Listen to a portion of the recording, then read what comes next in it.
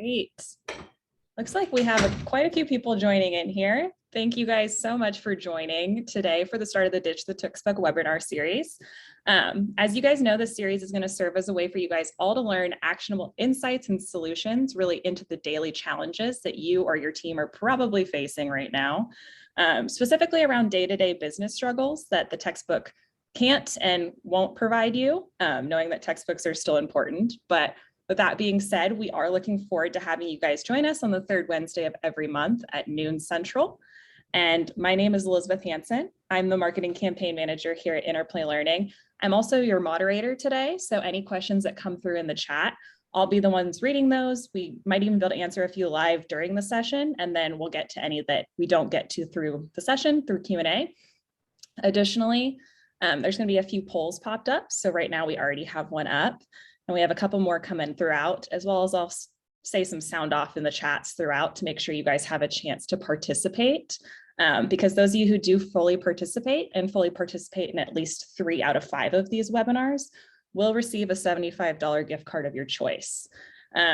So today we are going to be chatting about the need for and how to retain skilled maintenance workers in a digitally native world. And just really quick before we get started, you guys are going to be muted for the duration of this webinar. Like I said, if you have questions, grab them in the chat. And then within 24 hours of this webinar end, you will receive the replay link within your email box. We will give everyone maybe one more second here to answer that first poll. Looks like we've got quite a few answers. If anyone else wants to sound off, I'll make sure we read out where we are. Awesome, cool. Well, joining us today on the webinar is Krista Washbourne. Krista Washbourne has 20+ years of apartment management experience. It really has encompassed corporate marketing, learning roles, development and training. So she is our hands-on, all in on learning and development. And previously she was the VP of Learning and Talent Development for a Lincoln Property Company, which for those of you who may not know is the second largest apartment owner and manager in the company. Now she's here with us at Interplay Learning, and we couldn't be more excited to have her passion for helping companies create modern learning, really that embracement of unique talents and teamwork.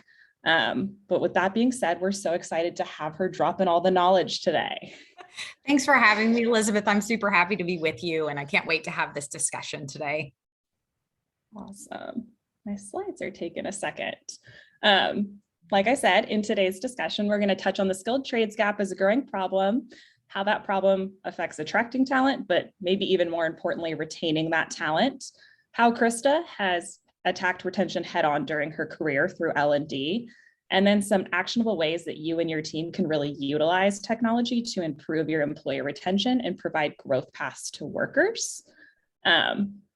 So with that being said, as we all know, there really is a large need for skilled workers. Globally, job openings in skilled trades are the #1 most difficult to fill. 2 out of 3 firms currently report having trouble hiring skilled labor, and it's reported that 40% of maintenance workers will retire in the next 5 years. So like we've already stated, really important to attract maintenance talent, possibly even more important to find a way to retain that talent. And so I'm really, really thankful we have Krista here today to talk some of the challenges she's seen in multifamily, specifically when it comes to maintenance retention and how she has shifted approach in order to appeal to a digitally native workforce. Yeah, Elizabeth, thanks for that great intro. And, I think it's funny that we say 2 out of 3 firms currently report having trouble hiring skilled labor. I'd say if I were asked most of my friends in multifamily, they'd say 100%, it's 3 out of 3. And I was just on LinkedIn this past week and I saw a bonus to hire a lead maintenance for $3,000. So clearly we're now throwing a lot of money at the problem as well. And then I think a scary stat is how many people are expected to retire. And a scary stat that's not even on here that I think a lot of us feel very poignantly too is around retention. As most of people that are in HR, and I'm sure even as boots on the ground know, usually it's like 30% of someone's pay to rehire. And so if you're looking at a tech, that's anywhere from, for your lowest tech, $10,000 to $25,000, $30,000 for your upper level technicians. So definitely such a huge financial problem as well. That is a really, really good point. I think that's something that I've seen in past roles too, is that not necessarily in skilled trades. I previously worked in healthcare at another company. And one of the statistics that we had was, like you said, it's absolute minimum $10,000 a year to retrain a new staff member, but upwards to sometimes 100,000 depending on the company. So I think that's a really important note on, if we're bringing someone on, how do we make them feel valued and create like a learning culture? And I think that's today what we're really trying to drive home for you guys. And would that be? Yeah, and we're going to totally be talking about how you can craft a better learning culture. And I can't wait till we get to that point for sure. I know I'm jumping ahead. Yeah, that's totally fine. And there's just more of these stats here that you posted as well. On industry average is 40% turnover on site. And I think something that sometimes we're not thinking about is the promotion side of that as well. And promotions, at least at Lincoln, were around 15% of our on-site teams. So at any time during the year, you would have basically 5 to 6 people out of 10 new in their role. Oh, and yeah, and I mean, that's just such a huge, and I see you just popped up the stats here. Do you want to go through those with us, Elizabeth? Yeah. So we just posted the question, why do you think that hiring maintenance is so difficult? And I think it's really interesting that the majority of individuals who have posted here, people are either unaware that there's jobs available, or we're unaware of the ability to, ascend and make more money as they progress. And I think that's a really important note, in that if people don't know that they have a path to promotion, there may be, a turnover situation where they might be able to find a path to promotion. And that's definitely something we're going to touch on as we move forward. So I think that is super interesting, and also validates where we're going with this conversation. So hopefully we can help you guys, specifically Krista, can help provide some actionable insights into how future state you can manage that a little bit more for your business. Yeah. And actually, even just the people being aware of the jobs, I think the more that digital training is available for these roles, I mean, I think that's been kind of one of the problems, is there hasn't been a great way for people to even find skill training unless they go to a community college, and then you kind of have to hope. Not every community college or even paid schooling has this kind of training too. So, I mean, there's just been a lot of rub around the fact that there's not been a lot of digital online platforms for something like this. And getting back to some of these stats too, I think, just it's not in everyone's head, and I think if you are spending any time on LinkedIn, you're definitely seeing it's not in anyone's head. I mean, most areas of the country are struggling with getting in workers. We're no different. We are anticipating 370,000 open positions through 2028.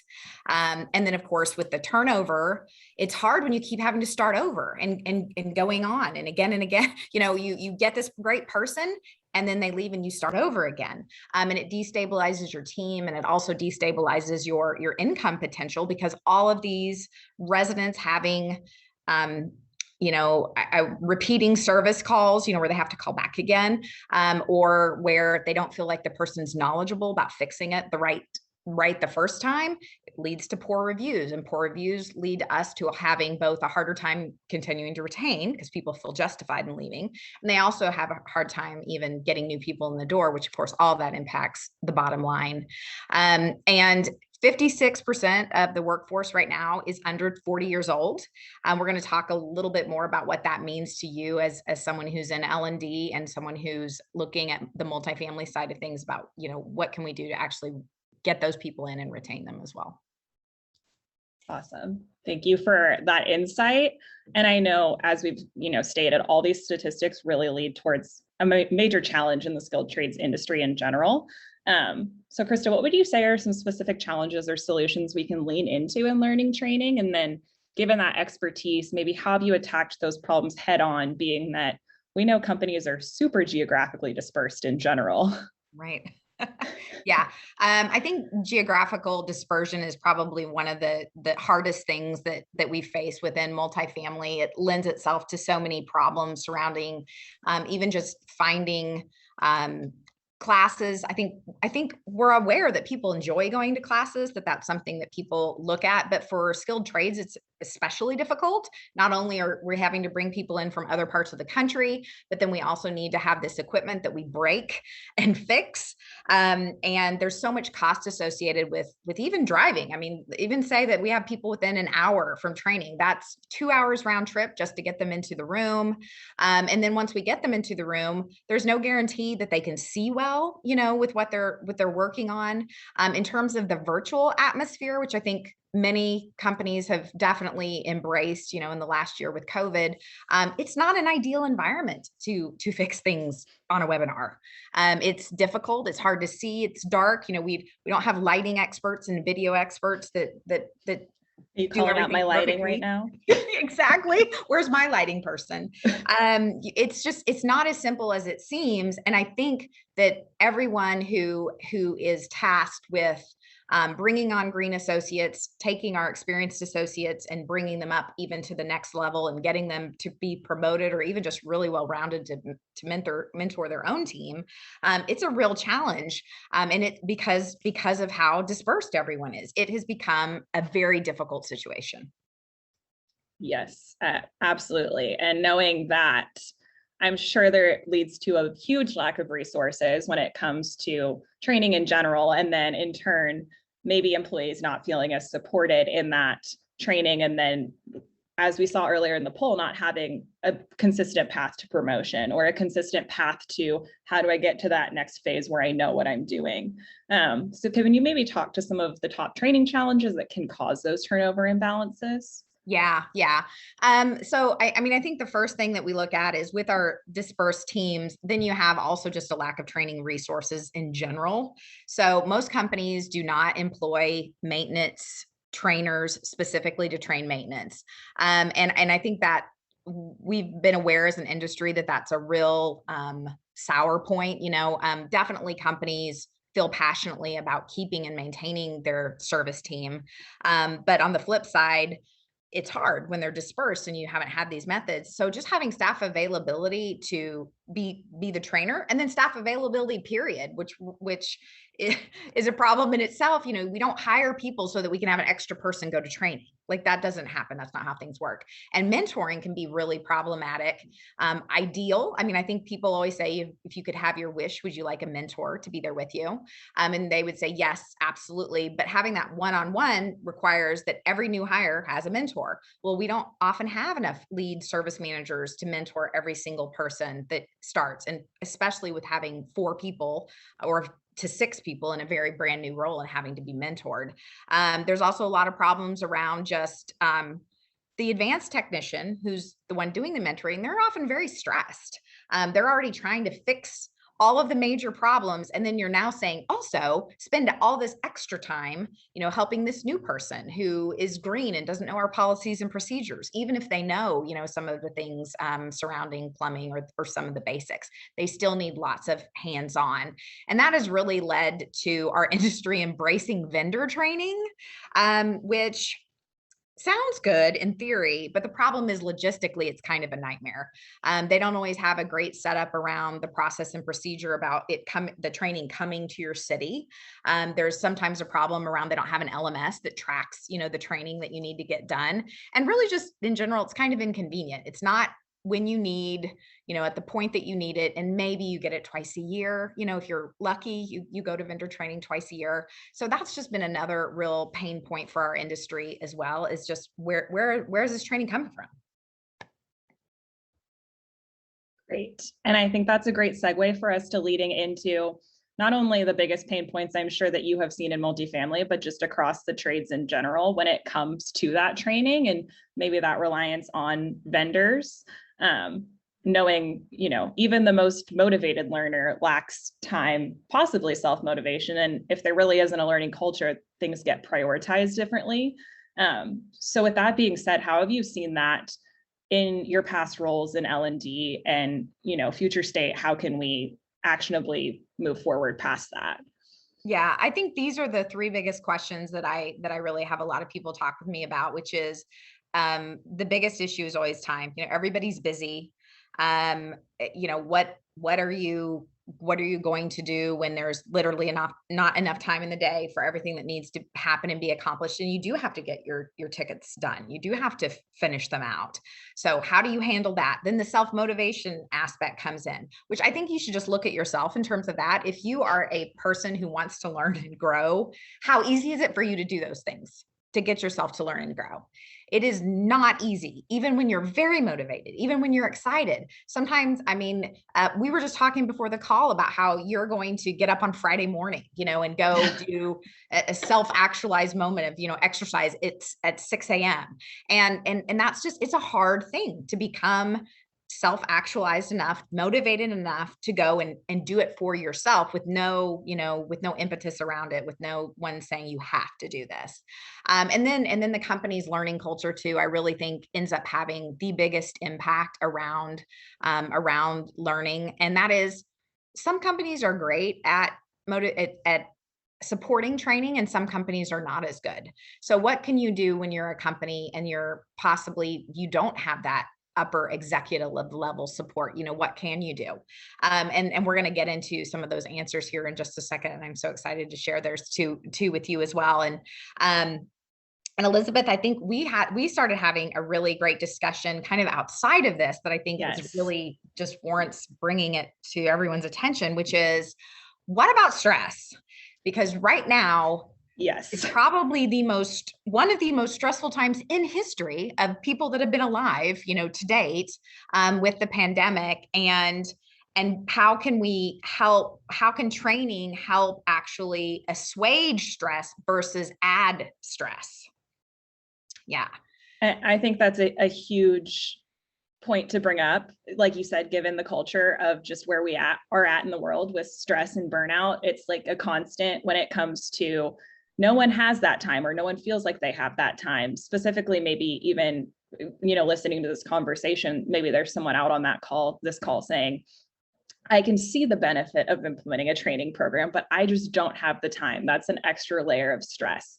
So what would you say from a stress management perspective, maybe to that person out there that's saying, I don't have the time for this?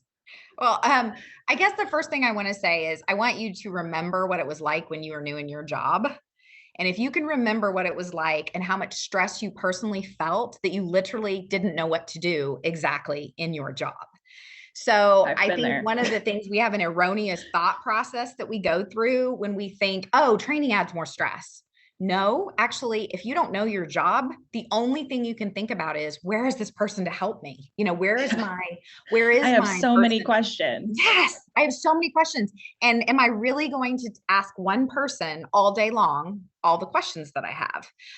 And we forget that stress, because a lot of times, especially in leadership roles, you're not new anymore. You've been at your company, 3, 4, 5 years or way longer.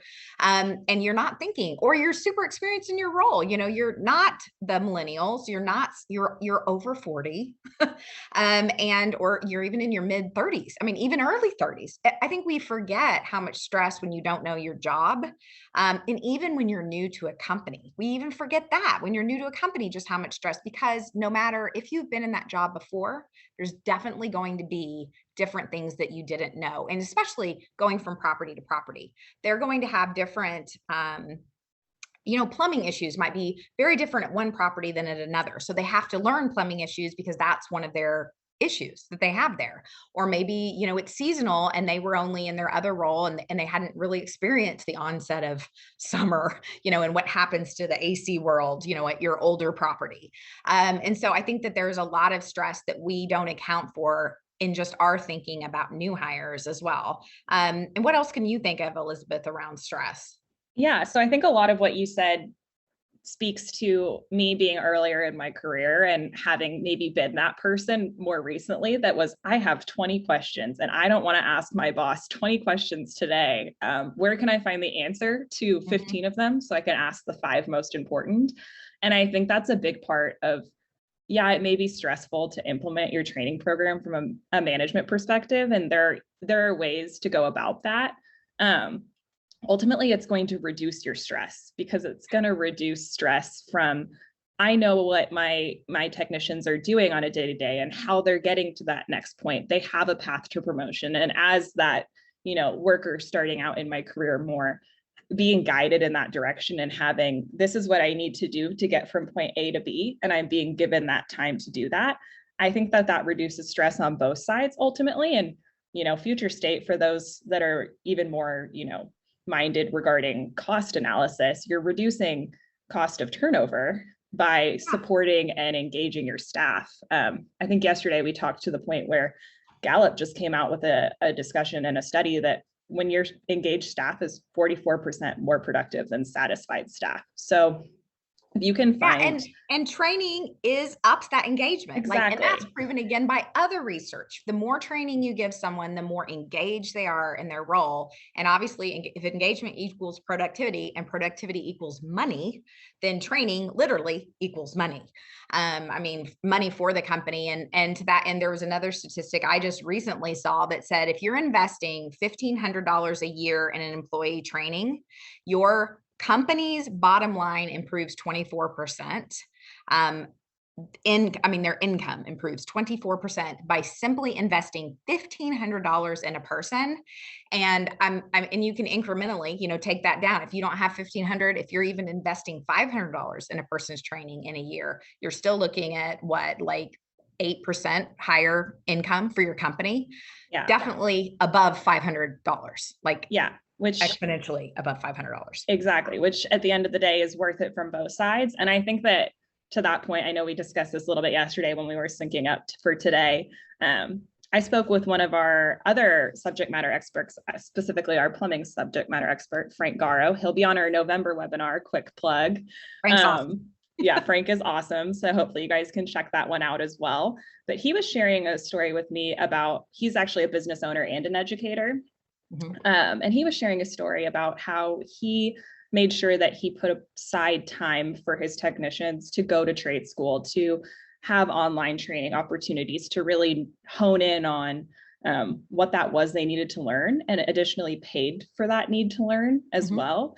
And given that he did that and shared that knowledge with his team became way more confident, was able to upskill, and have been, more loyal to the company moving forward because they were given that really clear path to promotion, and that stress was taken off their shoulders of, I don't know what I'm doing, but I don't have the time to actually learn.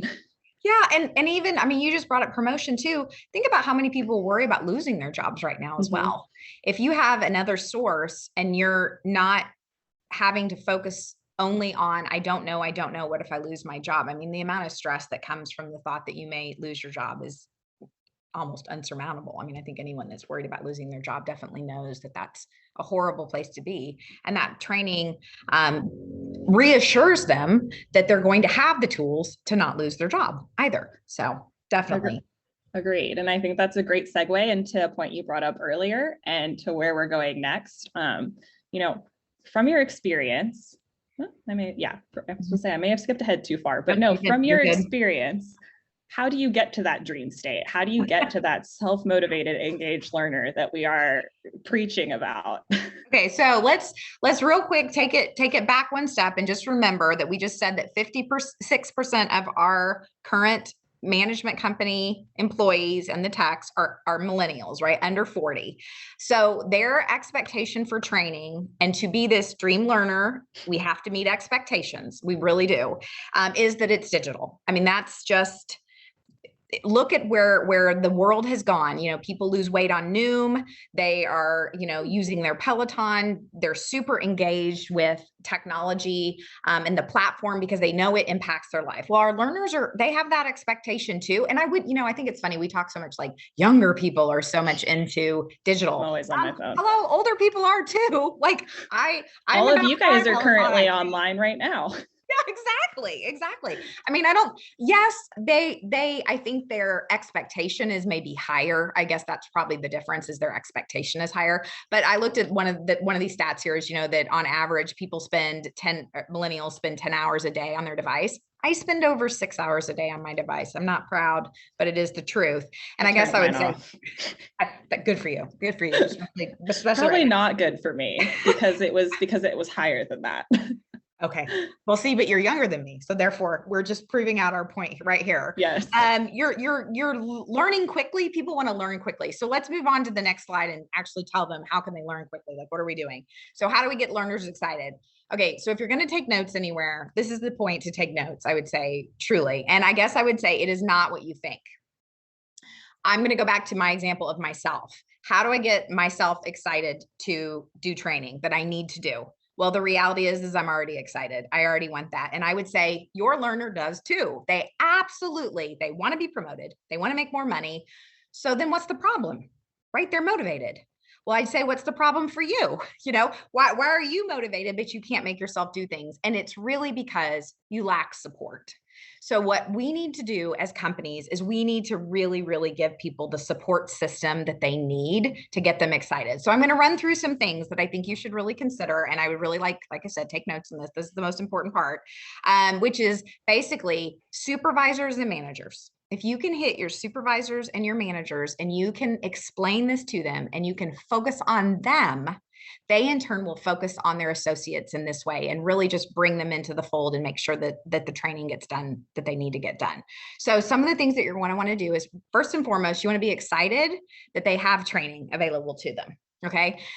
Because your attitude is going to influence everything. If your boss is not excited, you are not going to be excited about it. If your boss is begrudgingly giving you time to do training, you're going to know that that's not really what your boss wants you to do. That ultimately they're judging your behavior and saying, you come up short.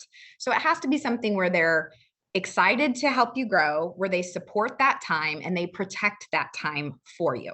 So you can't expect someone who's new into their role to tell you, I demand my learning and I'm going to take this time, when you're somewhat irritated with them, or you just are like, well, we have other priorities. It's not going to happen. So really your attitude and your ability to protect that time and say, hey, I'm excited this week. Everyone's going to do their training an hour this week. You choose your hour, or perhaps you say, I don't think that's the best idea to choose it. Why don't we all come in at 8:30 on Monday, Wednesday, Thursday, and split out the time. But ultimately you say, I'm going to give you protected time to do your training. And when you do that for your associate, it doesn't just keep them going and keep them training. It does a lot more than that. First of all, associates know when a company's investing in them and taking time away from their role to do what has to be done on a day-to-day and giving them back that time to learn. I think it's great to point that out to them as well. As a company, we are supporting your growth as an individual, and even talking with them about, if for some reason, you want to continue and grow and we can't give you a promotion opportunity, I want to help you be ready for a promotion, even somewhere else. People are more likely to stay if you tell them that than to go if you tell them that, because they know that they're valued as a person above even as the company, which we all want to be valued as a person as well. And yet it works in the dead opposite fashion. It makes them stay with the company longer because you are the company.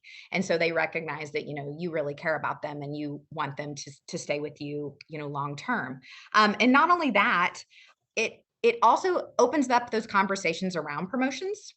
People need those conversations around promotions. If you're not having regular, like every 3 to 4 month conversations around how are you doing on the road to promotion? What are the classes you're taking to get you promoted? And if you apply that to learning, like, let's look at your learning plan. Let's see what you're accomplishing. Let's look at your scores. Like, I actually want to see what you're doing on a day-to-day basis to move yourself into an ability to become promoted or move into the next role.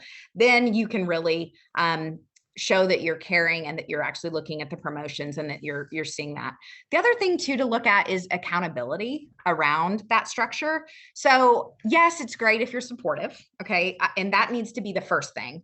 But then there does need to be that level of, this is also my expectation. I'm not just supportive of you as a person and your growth and your promotion, but I'm going to hold you accountable. So that means, did you do it this week? And if you didn't, why not? What could have been done differently? Where are you experiencing a problem? Because it's a problem, if you're not doing your training, not that it's just kind of nothing and we'll just be like, oh, everybody got busy, and we move on, because then there's no accountability there as well. And then also just reminding people, it's hard sometimes, especially for younger, greener people, to manage their time. So giving them reminders about the training, and then also just rewarding them, making sure that when they do the training that it's recognized and that they're there. So those are some of the things you can do to get your learners excited and actually get them to do the training. Cool. And before we actually jump into our next part, Krista, we got a really good question from the chat. Okay. So Carly is asking, what do you recommend small businesses do who do not really have the opportunity to continuously provide promotions? So maybe knowing that there are some of you guys out there that, you know, are working with a little bit of a smaller team. Maybe it's a challenge to say, I don't necessarily have like a senior level you can go to, but I want to make sure you're still engaged. I want to make sure you're still learning. Where could you see them taking that? I mean, honestly, that's an amazing question. And it's a real problem for lots of people and and even big companies. I mean, I know you mentioned smaller companies, Mm-hmm. but big companies struggle with that too, because as people get higher and higher, they tend to quit less. You know, the more authority someone gets, the less likely they are to want to quit the company. And I guess I would say that's where you really, really need to lean into training, because even if you can get, and I think even just a little bit of a shift in focus, which is instead of saying, this person's going to stay forever, you know, or 5 more years while I'm in my role, you say, what if I can incrementally get them to stay a longer amount of time? And if you are offering someone continual growth in their job, they are much more likely to stay, because they do know that if they go to another company, there's a very real possibility they won't get to continue growing in the training that they're receiving. Because a lot of companies, they don't believe it. They don't support it in the way that it needs to be supportive. So if they find someone who is supportive, they know, and I'll use myself as an example. Actually, I had to take a step back in my career during the last recession, we'll say that. And I went to work for a company that was renowned for training their people, like just giving them a lot of training. Well, I'd already, you know, been in an upper level role. So when I was basically moved into a lower level role because of the time of the world and the recession, what they basically said is, well, we'll train you. We'll just keep training you. So when you're ready to go on, you'll have all this additional knowledge. I stayed there for 5 years. I could have definitely gotten a bigger job. The economy turned before that. Let's say that. Okay. So I could have, but I was getting You were an so, engaged I was an employee. engaged associate because they let me train. They let me learn all these things. And I will say, I skipped a role and went into a higher role, because of that training that I received at that job. So don't think that training can't retain a person. Even I consider myself incredibly driven person. Even driven people will stay because they know it's an investment and they can see what you're doing. I could I see think, that my company was doing that for me. yeah, I was gonna say, I think it kind of goes back to that Frank Garo anecdote, in Yeah. that by providing that training, his associates and his maintenance team saw value in being with the company and growing with the company, whatever that looked like, because they knew that they were supported as an individual. Mhm. And at the end of the day, you know, we spend 80% of our life at work. We want to feel Mhm. supported when we're at work. And we want to feel like we're advancing, like we're Mm-hmm. not just standing still for a year, you know, and just kind of where we are at for the next year. That's boring to people, especially anyone who's driven. And the most engaged people are often the most driven people. So definitely they need to feel like that training is something they're going to get on an ongoing basis. Yeah, and I think that is a great segue into where we were going next in our conversation, even though we took maybe a detour on the way there. Yes. Knowing that technology is important. We've touched base on that. And obviously, training is important. But how do we merge the two? How do we use technology in our day-to-day operations to attract younger workers, or to attract, you know, talent and retain talent? I know we've kind of touched on this, but maybe it's cross training, maybe it's upskilling. Like, where have you seen that in your role or in your Yeah. past roles? Yeah. Well, so I think the biggest thing for people to think through is really that all of our jobs have become dependent on digital. So if your training is not now also becoming dependent on digital, you're falling behind. I mean, let's be honest. And again, because that's the expectation. And even for, you know, people that are older, it's the expectation. I expect to be entertained. I expect to be captivated by what I'm learning, not just watching e-learning, you know, which is still digital, but I definitely say kind of the lower level of you know, of e-learning. And I think we've talked so much today about new hires as well and green techs. And I would say, yes, that's critical. And I'd say definitely people, that's kind of your natural inclination. Well, it's the people that don't, um, that are new that really need all this training. It's the people, and I want to say, no, look at your advanced technicians as well, your supervisors, your lead maintenance technicians. And I was recently talking with a gentleman, and he'd been at his company for a while, and he'd recently gone to using, our software and Interplay Learning in terms of the digital content and the simulation training. And he was saying, I really believed I was very well rounded at my job. In fact, I wasn't, he was excited for his greener techs, excited he wasn't going to have to necessarily feel all this pressure when he hired and had to mentor everyone. And so he's very excited about that. He said, but I took some of the assessments and I realized that I wasn't as good in the HVAC area as I thought. He said, I can fix things. Like, that's not the issue, but it's more like the troubleshooting best practices and efficiency around those things that he wasn't as good at, and that he realized, from completing some of the assessments. And so he was able to focus his own learning specifically around what he wanted to get better on. And that impacted all of his functioning of his community, because he was able to mentor his younger greener, I shouldn't say younger, they're not always younger, but his greener techs.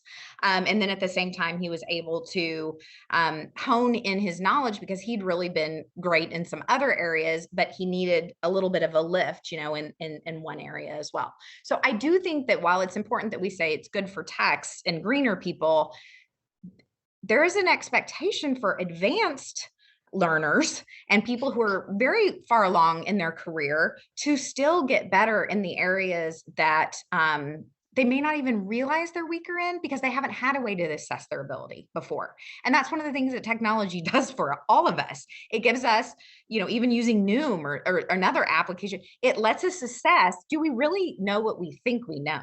I think I'm very, very healthy, but am I doing all the things that I need to do to be healthy? And that's one of the things that we can finally bring to technician training is, you believe yourself to be very advanced. You believe yourself, that you definitely, and you do. I mean, obviously you didn't get to your role without having a lot of advanced knowledge, but maybe you're not as advanced in electrical, or maybe you're not as advanced in plumbing that you need to be, or your HVAC skills are really great with certain models, but you lack, rooftop support. So there's just so many things that technology can add into that toolkit that I think has really significantly been missing for years, and something to think about too from the advanced perspective, that by focusing not just green techs, but also your advanced techs, and looking and specifically tailoring it to them through assessments, that's a key differentiator than we've ever had before within our industry, and something that I think if you're not doing it, you're never going to know, the areas they could get incrementally better that would save your property money and give you, better resident reviews and better resident retention, and, even get more residents in. So you really do need to look at those things as well. Yeah, I totally agree. And I think just to highlight that fact and highlight kind of what we've been saying is, 34% of workers report that they're more likely to stay in their job when they can use and develop new skills. So I think that kind of goes back to Carly's question too, on if we can't necessarily provide everything, what can we provide? And it's a way for people to feel like they're valued. And I think that's what training does. And speaking from personal experience, I'm a super visual learner. I took one of those tests way back in the day, and I was 70% visual. And I think that a lot of individuals probably in our realm in general and skilled trades are in that box with me probably. So how do you make that training visual and hands-on, even if we are geographically dispersed, or even if we can't meet every day and work on that together? And I think, like you said, technology is a toolkit that we can use to bridge that gap a little bit. Yeah. And do it much better. Even, I mean, I would say even than videos, even than, and even virtually, because you just can't get that clarity of the picture. And then also something else I think that digital brings into it that we haven't talked about, but you can not only just show them how to fix something, you can also show them the thought process behind it with diagrams, and how electricity it's more of the why, but not a why from like a talking head person who says, here's the why, but actually, let me show you just visually, just like what you said, visually, here is the why. And it's a diagram that shows you visually, here is the why. Well. Definitely. And I know we already kind of touched on this too, but in creating a more conducive learning space, ultimately you're building a better brand for in multifamily, specifically your residents and your community, and just across the skilled trades in general. By promoting positive learning culture, you're also probably in turn promoting positive reviews. And at the end of the day, that helps your revenue. So I think the biggest takeaway for you all today that we're honing in on is probably, training. Yes, it can be stressful in terms of how do I start this? How do I implement this as a retention standpoint?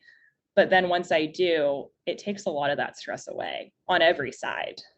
It takes so much of that stress away on every side, Elizabeth, just what you're saying. And I think we often have the misunderstanding that it's the training itself that's creating the stress.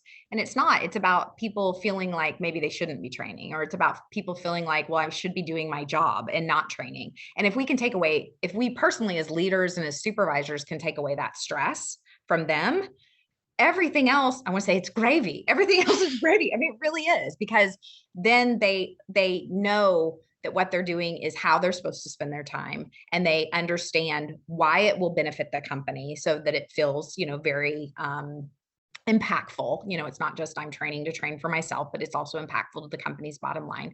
And I do, just as probably my final thing I just want to say before, I know there's some questions, but is just remember what I said about the fact that if you invest in someone's training, that their productivity, by research, and that was an HR Magazine article that brought that up, your productivity goes up financially. So your company, by making an investment in learning, ultimately reaps the reward in their bottom line, and it's much greater than the investment that they made in learning initially.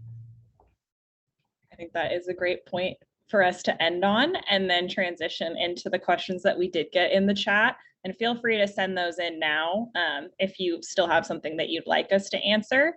I know we are getting to the top of the 45 minutes here, so I wanted to make sure that just before we get into Q&A, I want to make sure we plug our next webinar, which will be on how to enhance operations in order to attract skilled workers.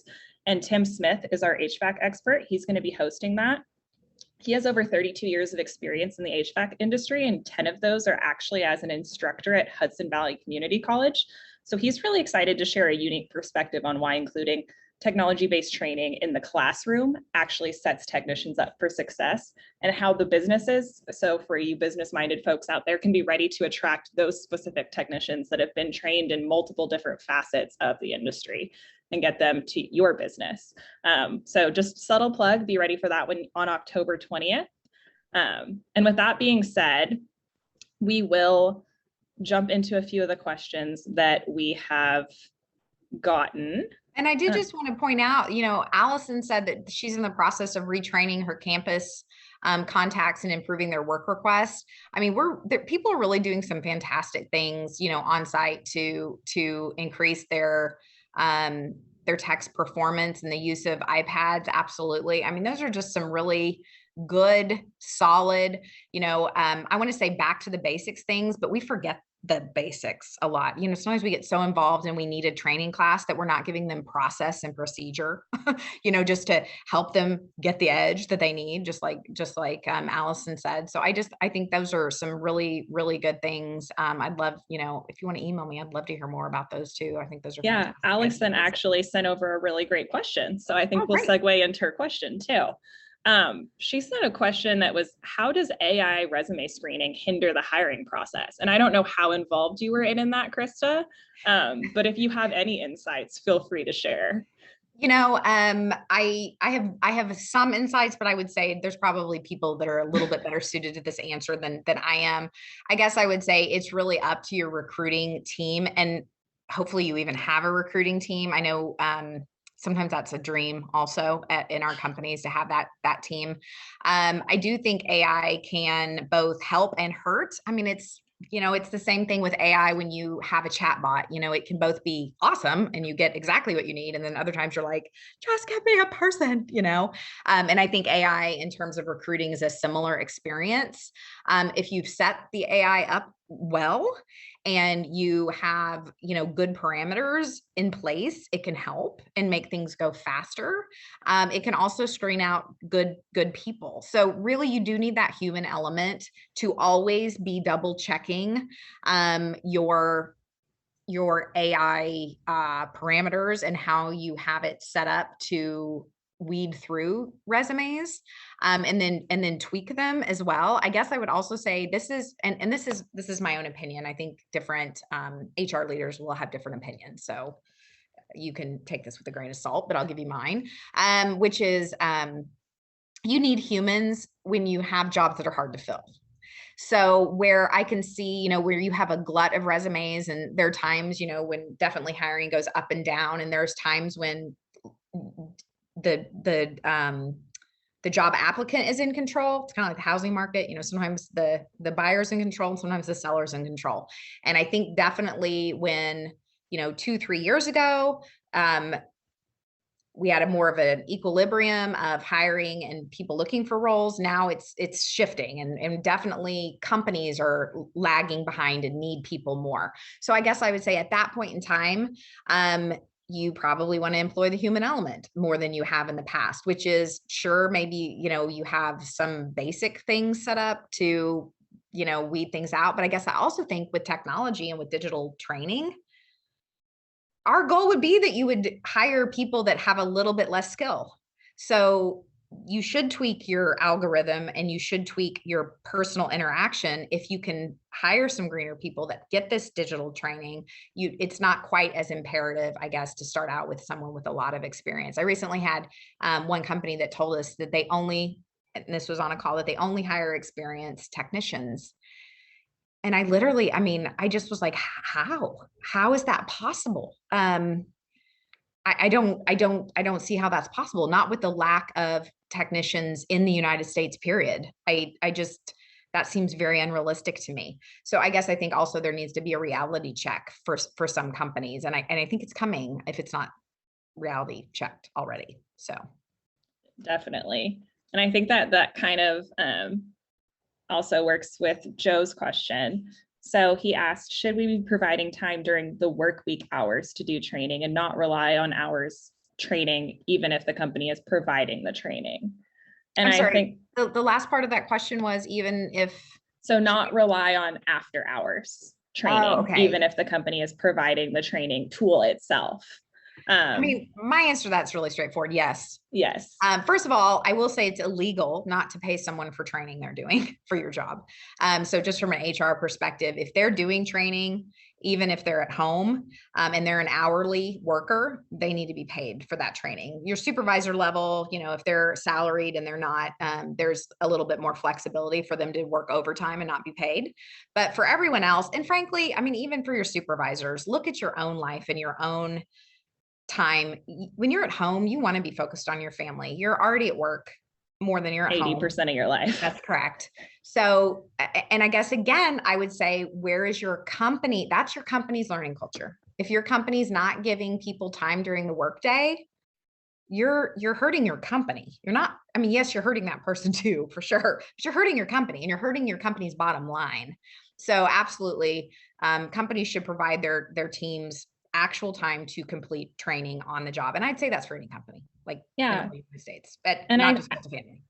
I think my perspective too is that as probably that employee that is being trained more frequently than the, upper level management individual, I find myself being a lot more self-motivated and being a lot more productive with the hours that I'm given outside of that training time too, when I'm given that time specifically to train, because it helps that lower, newer individual learn how to prioritize their time and understand what is important. Because, at the end of the day, we all have 1,000 things on our plate, and we just need to prioritize what makes the most sense and what we are moving towards from the perspective of what's going to drive my career and my professional growth most effectively. And that may be training, but if that time isn't blocked off for your individual and your technician to train, they may never get around to it because it may not feel like a priority. Correct. 100%. I completely agree.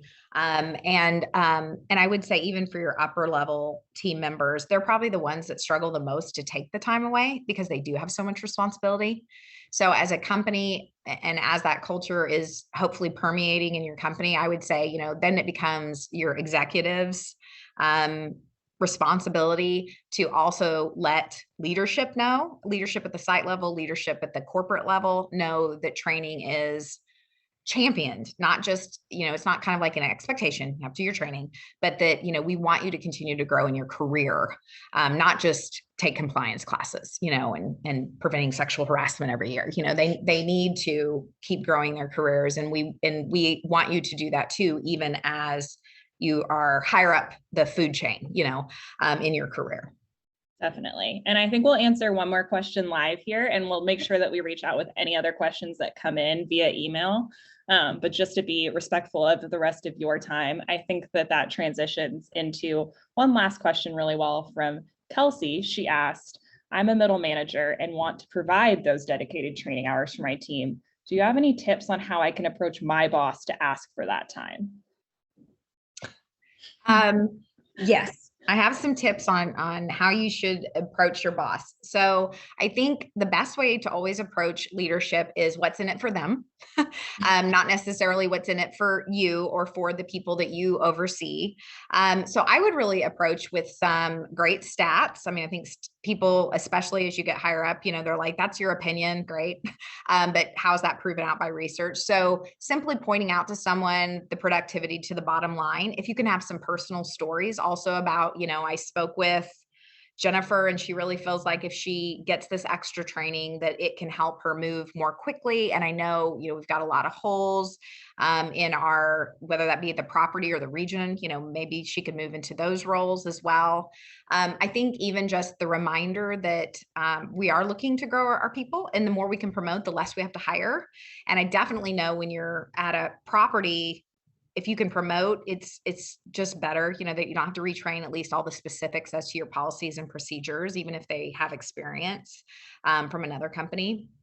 So I do think just kind of pointing out the wins for that person, and then not just the wins, but also the negatives.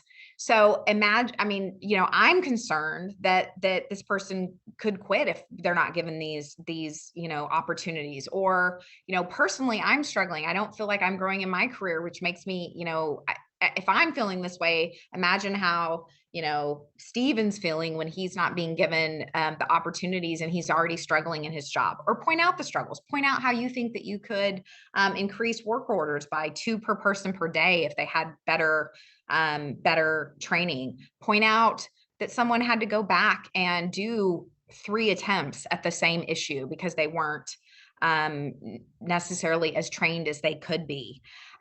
So some of those things is just being strategic when you go above, is really about, think about the pain points and think about the wins and think about it for the business, not necessarily just for yourself or even at the personal level, but the wins for the business and the pain for the business as well.